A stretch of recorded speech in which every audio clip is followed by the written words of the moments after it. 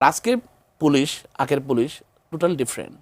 আজকের পুলিশ দেখেন আপনি একটা গাইবে মামলা দিতে পারে না। আগের পুলিশ কি করতো, সরকার নির্দেশে মামলা দিত। আমি নিজে নাকি ককটেল মারছি 11 রোডে, আমি তো নিজে জানি না। পুলিশ নিজেকে দাঁড়ায় সাক্ষী দিচ্ছে আদালতে আমি ককটেল মেরেছি, তাহলে সেই পুলিশ দিয়ে আপনি কীভাবে শাসন করবেন?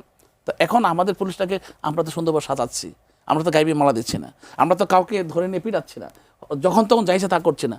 এই যে কালচার চেঞ্জ হয়েছে, মাননীয় প্রধানমন্ত্রী তারেক রহমান যে কালচারালি চেঞ্জ করছেন পলিটিক্সটাকে, পুলিশ প্রশাসনটাকে চেঞ্জ করে নিয়ে আসতেছেন, আপনার বিচার ব্যবস্থাকে চেঞ্জ করে নিয়ে আসতেছেন। হুট করে বললে আপনি পারবেন না, আস্তে আস্তে চেঞ্জ হয়ে আসতেছে। এবং আপনি দেখেন উনি যে একটা হুঁশিয়ারি দিয়েছেন, আমার মনে হয় আজকে মানে সেই হুঁশিয়ারিটা হয়েছে। জি, আমার কাছে এই প্রশ্নটা আজকে এসেছে, কারণ উনি অবজার্ভ করেছেন, প্রশাসন অবজার্ভ করেছে, যেহেতু ওনার বক্তব্যটা আজকে ক্লিয়ার হয়ে গেছে। আমি মনে করি যারা ব্যর্থ হবে তাদের যে দায় দায়িত্ব সরকার গ্রহণ করবে না। ইভেন পুলিশ, ইভেন প্রশাসন, ইভেন যদি কোনো দলীয় কোনো নেতা কর্মী সে কোনো জায়গায় চাঁদাবাজি করে, সেই দায়িত্ব কোনোদিন আমার সরকার গ্রহণ করবে না এবং সেটাকে বরদাস্ত করবে না। এই যে একটা বাক্য উচ্চারণ করেছেন, এটাকে আমি সাধুবাদ জানাই।